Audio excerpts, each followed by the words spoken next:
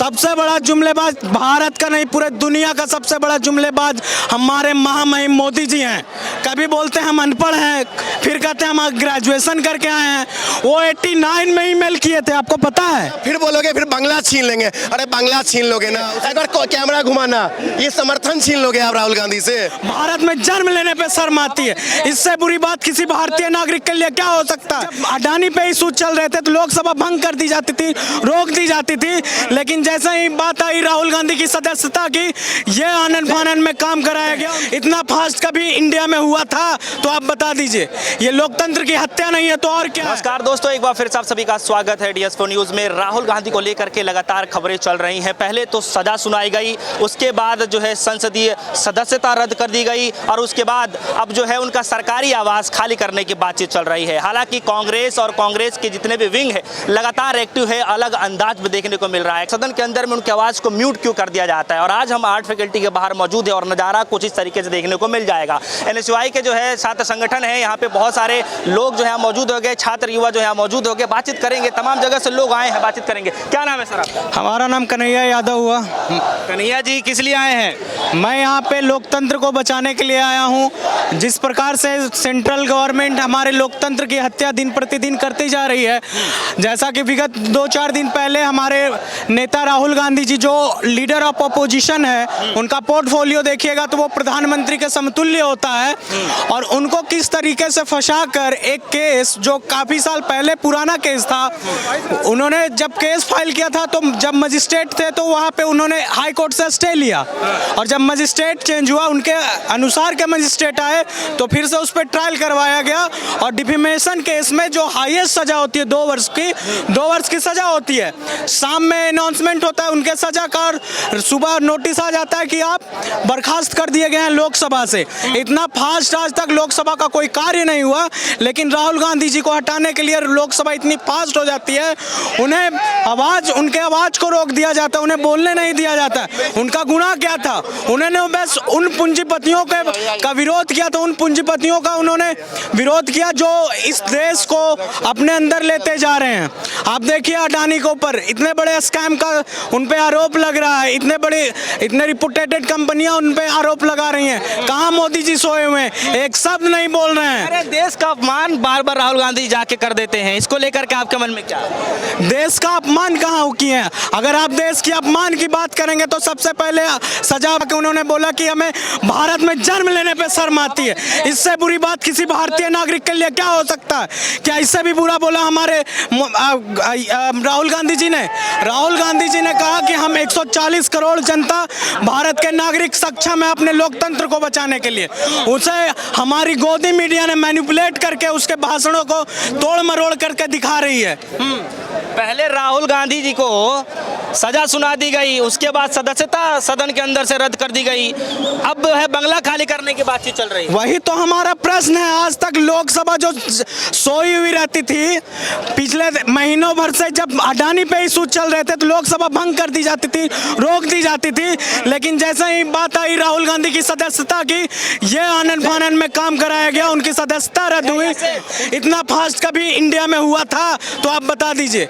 ये लोकतंत्र की हत्या नहीं है तो और क्या है। चल क्या रहा है? लोकतंत्र की हत्या है। हमारे देश में तानाशाही चल रही है। हमारा जो सेंट्रल गवर्नमेंट है वो पूंजीपतियों का सपोर्ट करता है। वो देश की जितनी भी मलाई है अडानी मोदी खा रहे हैं।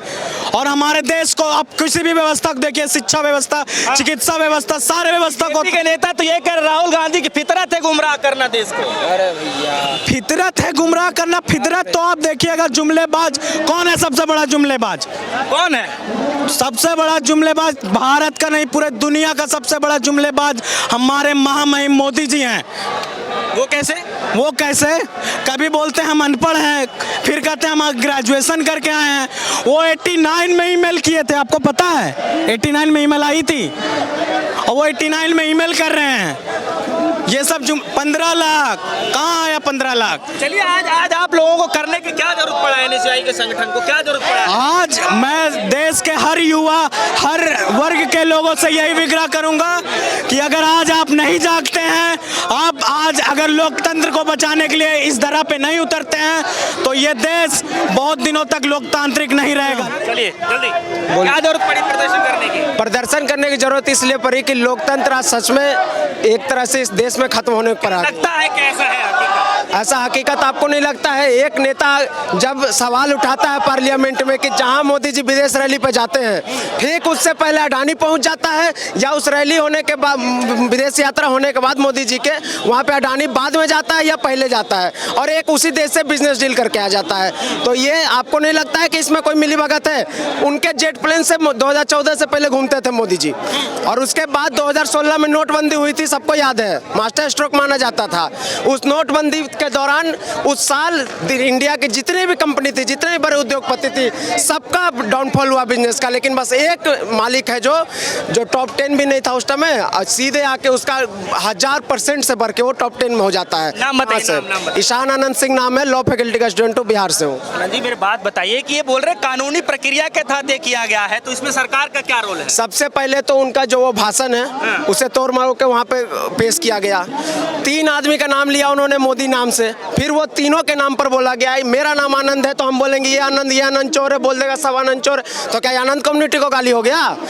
अगर वो उन्होंने बताया नीरव मोदी, ललित मोदी, नरेंद्र मोदी, 3 मोदी का नाम लेकर उन्होंने सवाल उठाया था, ना कि मोदी कम्युनिटी के ऊपर। मोदी तो कांग्रेस में ही बहुत मोदी बैठे हैं। कहा तो ये जा रहा है ओबीसी समाज का जो है उन्होंने अपमान कर दिया है। समाज का अपमान कैसे हो गया? अगर नीरव मोदी पैसे लेके भागता है, अंबानी, हमारे मोदी जी, नरेंद्र मोदी जी अगर अपने अडानी मित्र, मतलब बोलते हैं ना मोदी अडानी भाई भाई मिलकर दोनों ने मलाई खाई, अगर इस पे हमारे नेता आवाज उठाते हैं तो क्या वो मोदी समाज का अपमान हो गया? नीरव मोदी, आप ललित मोदी याद कीजिए, वसुंधरा राजे जी मुख्यमंत्री थी राजस्थान की, उनके साथ बैठती थी, उनके बेटे के साथ बैठते थे वो ललित मोदी जो IPL चलाते थे, याद है ना? ललित मोदी देश से भागे हुए हैं, नीरव मोदी देश से भागे हुए हैं। मोदी, अगर नीरव मोदी के खिलाफ आवाज उठाओगे तो वो मोदी कम्युनिटी की हो गई बात। हम अगर नरेंद्र मोदी के खिलाफ आवाज उठाए तो बोला जाता है कि तुम प्रधानमंत्री कुर्सी के पीछे पड़े हो, उनको उनकी अपमान कर रहे हो। ये प्रधानमंत्री कुर्सी की अपमान नहीं है, जो इंसान गलत करेगा वो सुनेगा। अच्छा, मीडिया में तो ये चल रहा है कि राहुल गांधी कोई इतने बड़े सुपरस्टार थोड़ी हैं कि उसको इतना हवा दिखाया जा रहा है, समर्थक में लोग इतना उतर रहे हैं जैसे पता नहीं कौन सा इतना बड़ा। अगर सुपरस्टार नहीं तो एक बार आप कैमरा घुमाइए, चाहे तो भीड़ दिखाइए। अगर सुपरस्टार वो इंसान नहीं होता ना, मोदी जी प्लेन में बैठते उड़ के चले जाते हैं, उस इंसान ने ना कन्याकुमारी से पकड़ा, कश्मीर में जाके अपनी यात्रा खत्म करी। ये है बाहुबल, ये है आत्मशक्ति राहुल गांधी की। मैं राहुल गांधी का कोई फैन नहीं हूँ, मैं उनको अपना नेता मानता हूँ। फैन तो ऐसे होते कि आज किसी का फैन कल किसी का फैन। मैं उस इंसान का फैन हूँ जिसकी दादी ने देश के लिए जान दी, जिसके पिता की ने अपनी जान की आहुति देश के लिए दी। उस इंसान पे आप उंगली उठाते हो मंदबुद्धि है, ये है वो है। वही जिस इंसान ने अपने बचपन में इतने सारे चीजें देख के खुद को संभाला, अपनी माँ को संभाला, अपनी बहन को संभाला, एक परिवार बनाया। राहुल गांधी वो चीज है ना जिन्होंने अपनी कुर्सी छोड़ के आज मल्लिक खड़गे जी को कुर्सी दी है। ये होता है बुजुर्ग का सम्मान करना, इसलिए मैं सुपरस्टार मानता हूँ। रविशंकर जी ये कह रहे हैं कि वोट नहीं मिल रहा है उसके लिए इतना ड्रामा चल रहा है। अरे रविशंकर जी हमारे ही क्षेत्र, हम बेगूसराय से आते हैं, वो पटना साहिब से सांसद थे, जहाँ से ये आपके शत्रुघ्न सिन्हा थे, जहाँ शत्रुघ्न सिन्हा सांसद थे वहाँ से हमारे रविशंकर जी सांसद है। कानून मिनिस्टर थे, शायद अब नहीं है, शायद अब नहीं है, तो उनकी खुद की कुर्सी हिल गई है ना। तो कुर्सी पाने के लिए मोदी जी को खुश करो, कुर्सी पाओ, तो कुछ भी अनाप शनाप अनर्गल बोलेंगे। वो अपने संसदीय क्षेत्र में नहीं जाते हैं और मीडिया में आके बस कवरेज देते हैं। अच्छा, जो राहुल गांधी जी के साथ हुआ उसको लेकर के आप लोगों के मन में देखिए, क्या कुछ चल रहा है? राहुल गांधी जी के साथ जो हुआ ये बोल रहे कानूनी प्रक्रिया है, कानूनी प्रक्रिया बनाई गई है, 2 ही साल का सजा दिया गया। आप 1.5 साल की भी दे सकते थे, लेकिन 2 साल में सदस्यता जाती है, तो आपने 2 साल का सजा दिया। एक आपने डायलॉग सुना था, जज साहब तारीख पे तारीख, तारीख पे तारीख, तारीख पे तारीख। लेकिन राहुल गांधी के मामले में क्या हुआ? सीधी तारीख, सीधी सजा। इतनी फास्ट ट्रैक हमारी हो गई, इतनी मामला तो काफी इतनी लड़कियां हैं जिनका होता है, इतनी औरतें जिनकी मांग सुनी हो जाती है कत्ल की वजह से, उनको तो आज तक इंसाफ नहीं मिला। ऐसे राहुल गांधी के खिलाफ फास्ट ट्रैक आपने चला दिया। राहुल गांधी का मामला तो पुराना था ना, कितना पुराना था? पुराना था। हाँ, तो उस टाइम क्यों नहीं किया? अभी जब अडानी पे हमने आवाज उठाई राहुल गांधी ने, तभी क्यों आती है? आप क्रोनोलॉजी समझिए ना, क्या क्रोनोलॉजी है? टाइम लाइन देखिए ना। अडानी के खिलाफ बोलोगे सजा दिलवा देंगे, अडानी के खिलाफ फिर बोलोगे डिस्क्वालीफाई करवा देंगे, अडानी के खिलाफ फिर बोलोगे फिर बांग्ला छीन लेंगे। अरे बांग्ला छीन लोगे ना, उस इंसान उसे क्या क्या छीनोगे? ये समर्थन छीनोगे? एक बार कैमरा घुमाना, ये समर्थन छीन लोगे आप राहुल गांधी से? ऐसा नहीं हो सकता। चलिए।